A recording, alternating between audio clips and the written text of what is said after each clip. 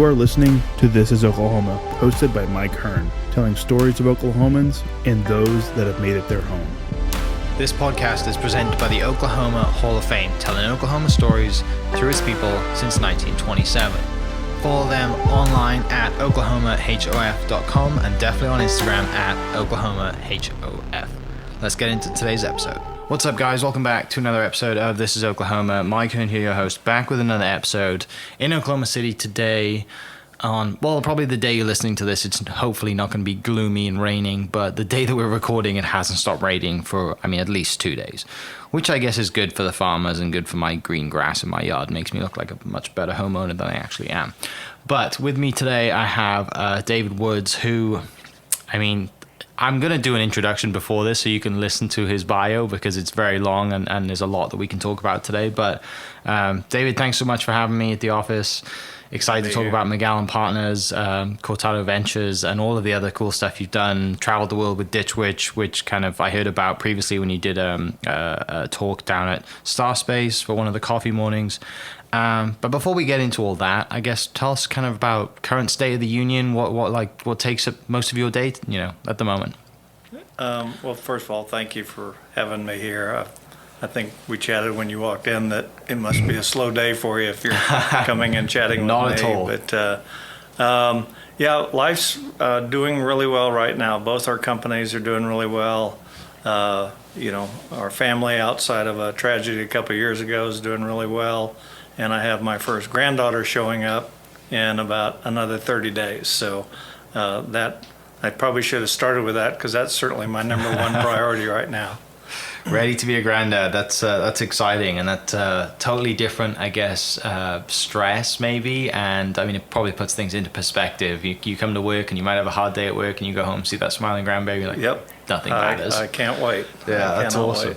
So starting out then, you've kind of now you're kind of in a leadership role and a lot of teaching leadership tactics and even the talk that I heard you give was a lot about networking due to kind of like the business that you're in, and you traveled so much around the world. But take me back, like what's kind of like your origin story? Where did you grow up? And kind of how do you get into business from a young age?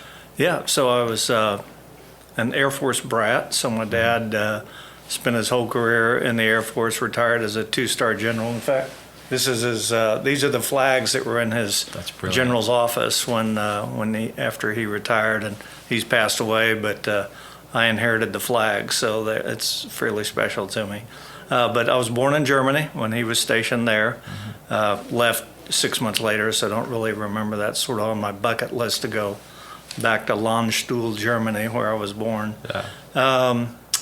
And then so we traveled. We moved about every 18 months growing up, and I landed here in Oklahoma when Dad was commander up at Vance Air Force Base in Enid, and fell in love with Oklahoma. And it was that teenage years where I don't know what it was. Every other place we went I enjoyed, but there was something about Oklahoma at that time I really enjoyed the most.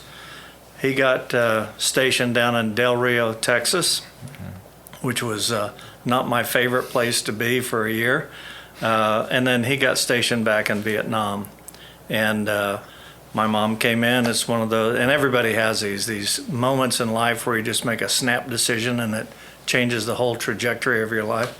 So she walked in. We'd loved living in Virginia. We loved living in Arizona and a couple other places that we really enjoyed. And she said, your dad's going to Vietnam, your brother's already in college, it's just me and you. We can go anywhere you want. Where do you want to go? And I go, I want to go back to Oklahoma. And it was literally a 30-second conversation. And she goes, okay. So we moved back here. 3 days later, I met the gal I've been married to for 44 years. So again, one 30-second conversation. I could have said Arizona or Virginia just as easy, right? Yeah. But anyway, and then was supposed to go to the Air Force Academy. I was going to follow in Dad's footsteps a little bit, and but by then I'd really fallen in love, and my girlfriend at the time, now wife, was a year younger. And so when it came time to go to college, I'm like, whoo, Colorado's a long way from Enid, Oklahoma. So then I was going to go to Westminster over in Missouri. That even seemed too long, so I chose Oklahoma State because of its proximity to Enid, Oklahoma. And I remember my dad going, geographic location is a piss poor reason to pick a college. And like, I know, Dad, but that's all I got. And so, and so I did that, and actually really enjoyed Oklahoma State, and got out of there. My wife and I, by then, we were like East Coast, West Coast. That's kind of typical, probably Oklahoma kid, you know, let's get out of Oklahoma thing. And a buddy of mine's dad worked at Ditch Witch, and he goes, you know, they're interviewing. So I went over there, and I can't even explain it. Just sort of like pulling up in the driveway, I go, I can't explain it, but this is where I want to go to work. So I sort of canceled all my other interviews and focused solely on seeing if I could get on there. And I did. I was 23 and spent 23 years there, and fortunately had the opportunity later in life to, mainly because just great people around me that helped me so much. We're just this beautiful infrastructure of friends and smart people that helped me.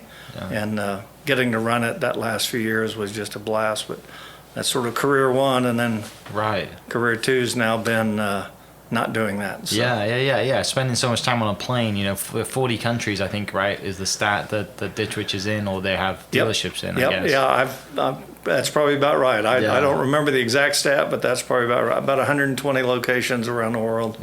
And it was a blast. I mean, you know, when you're younger and you're flying around and visiting all parts of the world, and it was just an absolute blast. Yeah, it kind of probably complements and ticks the boxes of everything you thought you would have done in the Air Force, right? Oh yeah. I love travel. I never thought of it that way, but that's exactly what I enjoyed the most about it, was seeing all different places. And later in life, we had a corporate jet, so I got to see it. It's sort of like, what do you miss the most about Ditch Witch? I'm like, that was at the top. No TSA, no lines, no waiting. The plane is waiting on me rather than me waiting on it, which, yes, no doubt is for sure a plus. So when you go to OSU, before you get to Ditch Witch, when you go to OSU, what was your, without, you know, not going into the Air Force, what was your kind of gut decision, and what were you going to study? Well, I was in business, and then when I was younger, I was very involved in Boy Scouts, and I thought, well, I want to go there's actually a career. You can be a professional Boy Scout, you know. And so I thought about doing that. I started looking at all the curriculums at OSU, and I found one that I thought, well, that would sort of fit if I wanted to go into Boy Scouts. And the degree was in recreational science. And so I changed. I went to recreational science, and I called my dad and said, I've changed majors to recreational science. And he goes, no, you didn't. And had one of those father-son chats. It was fairly one-sided. And so the next day I went back and changed it over to business, back into business management, and graduated with that. I did, you know, the classic 6 years to get a 4-year degree. But my wife and I worked the whole time, so. Yeah, and now, I mean, you know, there's so many great, you know, Oklahoma State alumni CEOs. One of them that comes to mind, I interviewed Ban Wynn, who runs Jimmy's Egg. And you know, he did the same route, went to OSU, and has been back to talk to the business school, and there's many others that have not been on the podcast, and some that have, but just that community of Oklahoma State, I think. In the past, of all the interviews I've done, I've interviewed more Oklahoma State alums, I think, than OU alums. I know it's just a little different. I might be a little biased because I'm an Oklahoma State fan. It is interesting. Of course, you're not originally from here. Not from here, no. There's something about me when I moved here. I didn't get into the. I mean, I'll joke about it, but I don't have a deep feeling about the banter between OU, OSU, or any other college, TU, UCO, any of those. I don't get into the banter about Oklahoma City, Tulsa thing. I'm just like, this is just a great place, you know. I don't care what college you went to or what city you live in. This is just a great place. So I've always been a little bit in the middle on that. Now, having said that, I love OSU. I mean, we've had a great relationship from a business standpoint. We've done a lot of work with them, as we have with other colleges, but it's weird. I tell them every time I do any work, please don't look at my transcript, because you would not be hiring Yeah. Magellan if it was that. Yeah, that's a great point though, isn't it? Because of the years that, there's people graduating now that, like they still don't know what they wanted to do. I mean, I'm kind of 31 and I still kind of have an idea of what I want to do, but a new shiny opportunity might come around the door, or something hits you and something different life and you go off on a different path. But, like the journey that you've taken over the last, I guess, 20, 23 years, right, at Ditch Witch and all the, to go where you're at now, you probably never would have thought you were going to be there. But when you pull up to Ditch Witch, something clicks, right? And this is a place I'm going to be. And then you go in, and that culture over the years, you progress and move up. And Right. like I said, you end up, at the top of the tree with making decisions and Right. traveling around the world. Yeah. It was, a lot of green lights hit, so it was a fun ride. And since I left, I left 20 years ago. And so it's been a fun ride since then, knock on wood. Yeah. So what kind of, after, the time at Ditch Witch and learning so much and getting into leadership, what was that switch that when you were kind of towards the end and you think, okay, I'm done now, I want to go do something else. Yeah. Why not go run a different company? Why go into leadership stuff as well? Because there's a lot of stuff that you teach now based on leadership and how companies should structure and culture. And Yeah. there's a service element to it. A couple aspects of that. First of all, when you work for a company as great as Ditch Witch was, the idea of going somewhere and sort of replicating what you just did, you're like, I was already at a great company. It can't get any better, right? And that was sort of my feeling. The second part was, maybe it's ego. I don't know what it is. I always wanted to own my own company. That was never going to be my company. It was a great family that owned it. And and the other thing that happens, all of us, once you hit, I don't know what age, 40 some years old, you start sort of figuring out, I'm not very good at these things, but I'm pretty good at these things, right? And that sort of hit me. I would have never guessed I was pretty good at strategy and some things like that. And so my days at Ditch Witch, we were sort of stuck on, I don't know, 120 million for many, many years. And not me, but the team around us, when we kind of got where we were driving things a little bit,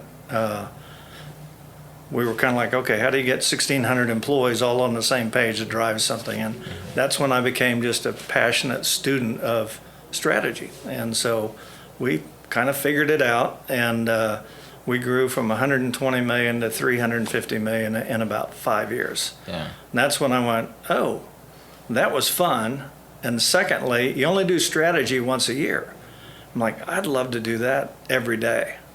And so that was part of what, wanting to own my own company, feeling really comfortable with the idea of helping people with strategy, having enough relationships around the world to maybe be a foundation for some of that. And so I made the leap, and scary as hell, because that first 3 years, I lost about $500,000. And I did not have $500,000 to lose. And so I only had about $300,000 to lose and lost all of that. And so, but I find most people in leadership roles, if they haven't been to hell and back, they're probably not as good a leader. And so I wear that a little bit as like, yep, been there, right? I know what that's like. And so, and most great leaders, if you get them to be a little bit transparent, they've got stories like that where they just, and you can't quite explain what happened or how it happened or any of that, but once you just sort of reset, okay, that's not working the way it's doing, let's switch. And finally things really started, probably about 18 years ago, 17, 18 years ago, it started really clicking. And we've been building this, and then subsequently Cortado ever since. So. Yeah. It's fascinating. I mean, it's, nothing worth doing is ever easy, right? When you go through it, and, part of you sometimes was probably come home and thinking, I don't want to feel defeated, but that someone, was there any opportunities as you were building this that a corporate job was like, hey, I know, like, this isn't going well, come over here, and there's a part of you that didn't give up, but I'm fascinated to know why. Probably the same reason. I did get courted really heavily by one organization. They came and picked me up on their corporate jet and took me to their location and kind of wined and dined me for a couple of days. And I kind of looked around. I'm like, I've already done this. it was it was literally like stepping away from one thing, and other than maybe the colors on the walls, it was kind of the same thing. I'm like, that's not what I want to do. And so I stuck to my guns and kept going with what I'm going, and it'd be really hard to pull me out of what I'm doing right now. I've had so much fun. So. Yeah. Tell me a little bit about kind of like the kind of family and relationship dynamic when you're going through a tough time at work, because that's a lot of things that really people don't really talk about much. Is like, you're building a company, and just to have that support of your family, your wife, and Gary Brooks spoke about it previously, was just, when you're taking on something of such a massive scale and it's not going to plan, right? Just relying and having that base of a foundation does you wonders. How was it in your kind of, when you were going through those first couple of years of building out? Yeah. Oh, my wife's a rock star. So she was a rock star, living in Perry, Oklahoma, right? I mean, you have to understand, in my early days, I would travel out for 2 weeks, not come home, like out, including the middle weekend, for 2 weeks, and I'd come home for 2 weeks. Travel out for 2 weeks, come home for 2 weeks. And in those days, they were very strict. You had to leave on a Sunday, and you couldn't come back until 2 weeks later on a Saturday morning. And they were really, really strict about that. I will tell you, when I finally got in a position where I could change that, we changed that. And it came from somebody missed the birth of their child from that really strict thing. I'm like, that's never going to happen under my guard, or under my watch. So anyway, she raised our children, in that environment. And so little tiny town, not much to do, raising 2 kids, me gallivanting all over the place, doing those call-ins every night at the end of a long day. Yeah. And so she's a rock star. And then when we started here, she stayed by my side the whole time we went to hell and back, right? She's really good with our personal financial stuff. And so, she's the one like, we're going to have to downsize. Mm-hmm. And, my ego wouldn't let me do that, but she was right, and we did. And, kind of that thing where we just started building it back. And last November, we just bought a second home at a lake house. And so I'm like, okay, finally, 20 years later, but we're really enjoying it. And I wear that with some pride, the fact that I went through all that. So. Yeah, because in the work business that you do now, you can relate so much to people, and they can relate to you, and it's not you just coming in saying, I crushed life, I've done this, I've won at everything I've looked at, I've had a lot of green lights, and that doesn't do you any good when you're trying to teach someone who's in the depths and struggling and doesn't see the light. And there was a point at Ditch Witch where the whole market collapsed. I mean, not just Ditch Witch, I mean the whole market collapsed. And almost everybody that was in our industry, their business dropped by half in about a 6-month period. The company never had a layoff. Well, guess who's sitting at the helm when that moment hit? And I remember having these computer printouts laid across my desk. I'm sitting in there literally for days just trying to find nickels and dimes to not have to have a layoff. And it was actually the owner that walked in, and we'd become good friends by that time. He just walked in and goes, it's time. And that's all he had to say. I knew what it meant. He knew what I'd been doing. And so to lay off 600 people in a town of 5,000, that will change your life. It will change your life. And to your point, when I'm talking to CEOs or senior execs or whatever about the drama of, I tell people all the time, it can be really ugly at the top because you're having to make some decisions that you don't even want to make, and but you kind of have to, Yeah, because you're going to the grocery store or the gas station and you're seeing people directly impacted from a decision you just made. Oh God, I can't believe you brought that up. Because in a town like that, you lay off 600. I'd be in Walmart going down the aisle and they'd see somebody coming at me, and I'm going, I don't know if you're still working here or you got laid off. I mean, you couldn't memorize 600 people, right? And it was hard. It was really, really hard. In fact, my wife and I were supposed to, between us, we had decided we were going to leave and start doing what I'm doing now. And then that hit. And I told her, I said, I can't leave. I said, if I leave now, it looks like, oh, it got hard and you quit.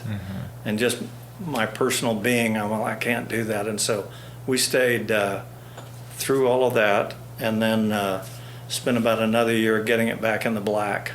And once it felt like it was in the black and there to stay, that's when I left. So it sort of delayed the leaving a couple of years. But again, I hated going through that. But in hindsight, I'm going, I learned a lot.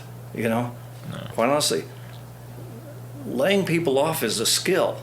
You can do it really poorly, or you can do it with heart and help. Do whatever you can to help people, and those are just skills you need to know as a leader. Yeah. Because you never know when you're going to be thrown into that. Yeah. So. Yeah, definitely. Where does the name come from? Where does Magellan Partners come from?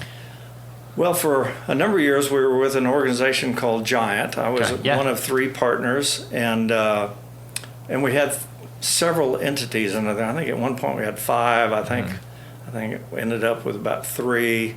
There was Giant Capital, Giant Impact, Giant Partners, and the partners part was the part I was doing. And we all thought, oh, this will be fantastic. We're going to leverage each other. Well, you fast forward, and we were 3 very separate entities under one umbrella. And I was like, this is just not working. So I finally just said, guys, we got to let's split this up. It ain't working the way we thought it would. They're all great guys. It's nothing about it. Jeremy, right? Jeremy and Matthew Myers, just great guys. And Matthew from Edmond? Matthew Myers from Edmond? Yeah, okay. Yep, both been on the podcast. Yeah. Developer now. Yeah. Great guys. So anyway, then I said, okay, let's take what Giant Partners was and we'll rebrand it. And we must have looked at 1,000 names, and there was something about Magellan, which is sort of fascinating and I'm not a great historian, but I knew just enough. So Magellan was the first guy to, go around the world on a ship, right? Now what's interesting about that is he didn't survive. About 3/4 of the way through, he got killed. But the journey was a success. And so when I think of talking to a CEO, sort of like, what are you doing that this entity will live on beyond you and be successful beyond you? And somehow that sort of fits. So anyway, that's sort of it, and sort of inspired me. And the logo is, has all these little unique little meanings behind it and stuff. So anyway, I came up a little bit through the marketing side, so that was sort of just fun for me. I tell people all the time, don't get away from the parts of the business that you enjoy.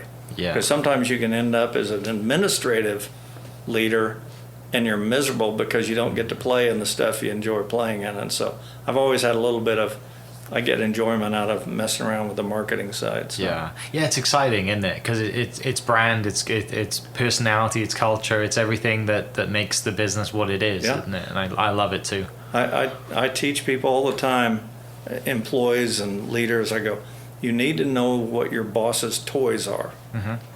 And that sounds weird, but back in my Ditch Witch days, I could make some pretty big decisions. I had a framework. I could make decisions up to, I don't know what it was, $500,000. I don't remember what the number was. And one time somebody said, hey, David, we need to put a door in the manufacturing plant, just between two parts of the plant. Well, okay, it's a $500 door. I don't even know why you had to ask me, Put the door in. About a week or 2 later, the owner walks in and goes, yeah, if you're going to be putting doors in things, I need you to come talk to me. And I'm thinking, what? I was smart enough, I didn't go, you're an idiot. I was like, okay, there's a lesson here. And what I learned was he loved architecture. He loved planning the business, the buildings and where we were going to expand and all of that. That was his toy. And I'd taken his toy away from him.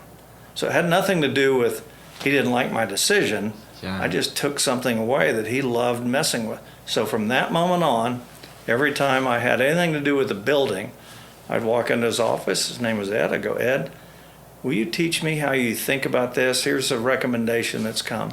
My gosh, it was like Christmas morning to him. He'd put his arm around me. If you knew him, he put his arm around everybody. Yeah. We'd walk out in the plant. We'd climb on the roof. He'd explain the history to me. I mean, it was just beautiful. And so if you think about it, everybody has parts of the business that they love. And if you can learn that, if you're any employee, learn what your boss's toys are and make room for them to go do that. It's just this group that I work with here knows what the toys are that I like the most. And so they'll kind of make room for me to play in that area. And they know what I don't want to do. And they'll sort of suck those things up so I don't have to, because that's what'll make a job miserable is if you're doing stuff you don't want to do every day. Right. Right. Yeah, because you start looking elsewhere and you're not giving it your full focus. And it's fascinating that he was interested in architecture and the flow of traffic through the building. And I mean, I understand it. It's not a huge passion of mine, but I can see why you can get passionate about it. And that can be flipped. You know, I do the same thing. Anytime we don't do employee evaluations, we do employee thrive meetings, which is their opportunity to kind of own their own career and things like that. And one of the questions I love asking, like, are you working on the stuff you want to work on? What else would you want to work on, right? And let them be in charge. And if we can fit that in, we'll fit it in, right? Yeah. Because that's what creates people that whistle going to work if you let them do that. Yeah. Kind of switching a little bit of the kind of focus, staying on Magellan, but talking a little bit about kind of Oklahoma-based companies and businesses that you've worked with. I mean, you have been in the business and just watched this city grow over the last 10, 15 years. I mean, it must be fascinating to still be here and going back to that day where you chose to, said to your mom, hey, I want to go back to Oklahoma. And now you've seen this city come from, just having Bricktown and being a ghost town down there and not being safe to go down to, I mean, thriving into even today's, what it is now. But both my sons, when they got out of high school, went to LA and they were in the film business. Okay. They were both out there about 10 years each. And it was right at the time where maps had come on and all of that stuff. And then they come back and they're both like, holy moly. I mean, that sort of snapshot before and after was pretty fun to watch. And of course and they've been in Oklahoma for a while and it's grown at least double that from when they got back. And I absolutely love it. I love seeing Oklahoma firms grow, and we get to go kind of be alongside a lot of them that are doing that, and it just does your heart good. We actually do work all over the North America, but part of me is like, you guys just need to move to Oklahoma. Your life would be a lot easier here than where you are, because sometimes where they are is so regulated or whatever else it may be. And this is just a great place for business. Yeah. Perfect. To that point, you started Cortadoventures recently because there was a clear need for that, and there's passionate people here who want to invest in something. Tell me a little bit about kind of what it is and why it was started and kind of, I guess, how it's been doing. Yeah. Well, for me personally, it was actually I think almost a funny story. I was reading one day, this is probably, 4 or 5 years ago, and I read where most people make most of their real money between the ages of 50 and 75. And I'm reading that, and I'm doing fine, but I thought I still haven't hit the nut of really what I wanted to achieve financially. Right. And I'm like, crap, I'm halfway through that. And so because I had enough business background, I said, okay, calm down, look at the assets that you've got that you might be able to leverage. So one asset was we see a fair amount of deal flow here at Magellan. Now we don't work with startups typically, but it doesn't matter. They would still reach out to us. And then I had a variety of friends that would say, hey, if you ever see something worth investing in, let me know. Okay, so I'm like, okay, that's an asset and that's an asset. How do you put these together? And the answer is venture capital, of which I didn't know how to spell. And so I reached out to an old friend of mine, Mike Marotti. He and I spoke kind of back to back at a thing probably 10 years ago or more. And we started chatting, and he kind of had that, he was at a point where he kind of saw and felt the same thing and kind of wanted to do something. And so we had a couple of false starts trying to get that going, and then we met Nathaniel Harding, who's the third partner. And Nathaniel was like, I mean, it was like God opened up and said, here you go. And it's just been phenomenal ever since. And, you know, we said, let's see if we can go raise $10 million. I will tell you, Oklahoma has so many entrepreneurs that just didn't have a framework, a place to go. And we've got so many willing investors that just didn't have a place to put their money. They were going East Coast, West Coast. And the demand was so high. We wanted to raise $10 million in a year. And we raised $20 million in 6 months. And we've already invested. It's now, I'd say, about 2 years old. We've invested in 24 companies. They're out of all of that, the last 2 years, we've only one has gone wrong. The others are doing really well. Some are doing, you know, we've got one I think will be what's called a unicorn. It'll have a market cap of about $1 billion here at some point. Yeah. So that's been exciting. Well, now we're out of that fund 1, so we started fund 2, and we go, let's sort of reach for the moon. Most people they'll go from 20 million, let's do the next one at 30. Well, we said let's put the next one around 80 million. And in 6 weeks we had 20 million already Oh my gosh. accounted for. And I mean that is 100% demand. Yeah. You know, we're looking at 500 deals per year. That's how much demand there is for investment in Oklahoma. Yeah. And a huge percentage of those are here in Oklahoma. And then same thing with investors. You've got people going, I'm just glad there's a formal framework now. And believe me, this is a weird one, I don't believe in any competition. I lived competitive worlds in my corporate days, so I don't believe in competition. And when we started Cortado, I said, we will have failed if in 5 years there aren't at least 5 other venture capital companies in Oklahoma. Because there's enough for everybody, and everybody has their own little thesis of what they're going to invest in and type of investors they're looking for. And so I'm very excited to now start seeing other people get really interested in creating venture.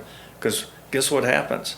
You start now we have outside investors wanting to throw money at Oklahoma.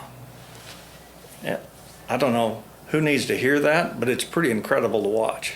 Yeah. You know, so. Yeah, it's fascinating, isn't it? And it was only a matter of time. And like I said, when you get when you raise, 6 months in, you raise $20 million, you're like, okay, there's a sign. Yeah. And then like I said, when you go again and, and also, I mean, just to speak to the businesses that you did invest in, I mean, only to have one that didn't work out, that's unheard of, right? And because right. usually it's there's going to be a few that drop out just based on the stats, right? And then, like I said, to go 6 weeks and raise another 20 is okay. There's because then you all the doubters are kind of gone by that point, and they're like, oh wow, yeah, I want to be in on this because I missed the first round. Right. It's fascinating, and to call this place home and be doing business in your home state and home city, that's pretty cool. It's pretty proud of it, right? It's just, well, I mean, I'm riding a wave of great people around me. Oklahoma is an incredible wave right now. I think you and I were chatting when you walked in a while ago that Gordon Ramsay's going to open a restaurant at Chisholm Creek. Yeah. I'm like, okay. That's If you're just looking for little indicators of how well are we doing, right? That I don't know how big that is, but that feels like a pretty good indicator. Yeah, there's going to be people queuing around the block just to hear Gordon Ramsay say the F word. I think. Yeah, exactly. It doesn't matter about his food; they just want to be around him when he starts yelling at his staff. But it's fascinating, and it's a lot of fun to see, and just. I mean, what about the other stuff that gets you kind of going outside of the business? I mean, we've talked a lot about kind of your business, kind of, the work that you've done through Ditch Witch and Magellan and obviously now Cortado. But what about the other stuff that, when you get a little bit of success? I mean, you mentioned buying a lake house, but you could have gone anywhere, right? And I say this a lot to people on the podcast, like, what keeps you here? What keeps you grounded and what keeps you pushing to work harder and for sure, success? It's probably like, got to be 99% of everybody you talk to, it's family, right? Yeah. And so We lost our youngest son about 2 years ago. I don't care who you are. That's about as bad as it'll get. And thankfully, it sort of gelled our family instead of splitting it apart. And I don't blame families for it splitting it apart. I mean, it's just what happened and how do you deal with it. And so we've become really close. And so I don't mind chatting about it, because my wife and I both agreed if we're chatting about it, that's a way to celebrate him. So he was three days shy of his 30th. Yeah. I don't even mind crying about it, I just don't. But we now have a lake house, and it's fantastic. And we didn't know that, but we bought this lake house, and it could have been a few weeks later, we find out we're going to have a granddaughter. So. Yeah. Life works in weird ways, doesn't it? And it shows you signs that, I mean, there's ways to look at them, and there are ways to not look at them, but, a product of that is a grandson, and also bringing the family together, which sadly through tough times, that's usually what happens, isn't it? You've got to go through something really bad for the family to be better and closer. And there's so many things that you see every day that your son lives on through, and reminds you of little things that funny things he did, bad things he did, things that made you mad, things that made you so laugh so much. I'm sure there's little things you guys talk about. We've always been a very tight family, travel a lot, spend a lot of money on vacations. That if I was probably a little more financially astute, I might not have done that.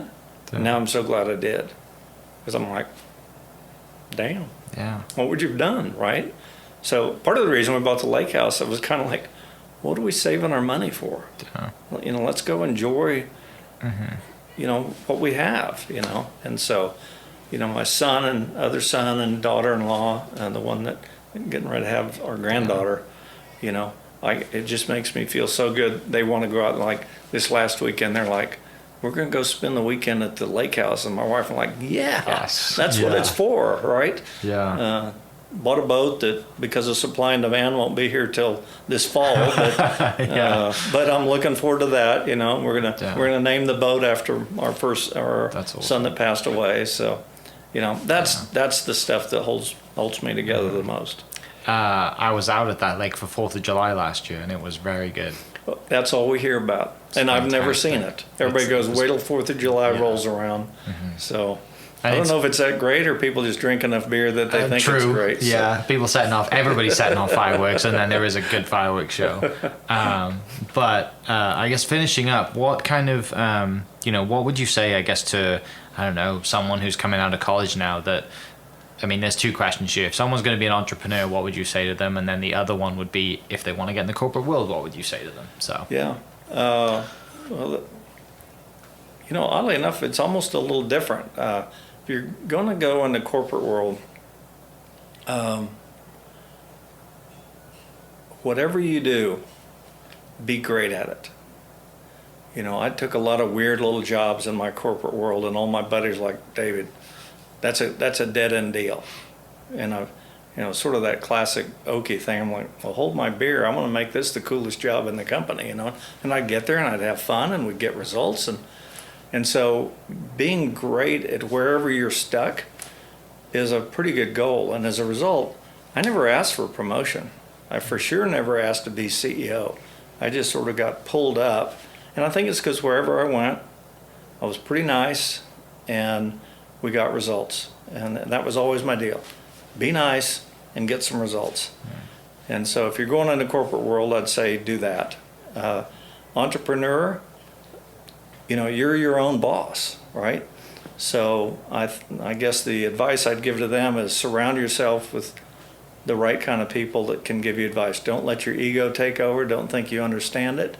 Just ask as many questions from everybody that'll listen to you. And that's something I had to learn, because I didn't think I had an ego, but I think early on I didn't ask enough questions. And now I'm like recently we had a real estate thing bubble up that I'm like, I think I know what I want to do, but I reached out to 3 financial experts that I know in my world and said, here's what I'm looking at. What do you think? And they'd ask me great questions I would have never thought of myself. And so to an entrepreneur, I'd say, don't let your ego get ahead of you. Just keep asking questions. Some of it's bad feedback, but you'll know. Yeah. Awesome. Well, thank you so much for taking 40 minutes of your day to sit with us and share some stories. Excited to kind of keep an eye on the venture stuff and see the projects that's going. And for people listening, I'll post the links to both businesses in the description. You can go check those out. If you are listening and you're one of those people who wants to get involved and invest in, Oklahoma, then I'll hit the links in the description, and we will catch you next episode. Cheers. This podcast is presented by the Oklahoma Hall of Fame, telling Oklahoma stories through its people since 1927. Follow them online at oklahomahof.com and definitely on Instagram at oklahomahof. Thank you for listening. We are inspired by those around us and hope that you are too. Make sure you subscribe to this podcast on your favorite podcast platform and leave us a review so we can keep telling your stories. For more great Oklahoma content, follow This Is Oklahoma on Facebook and Instagram.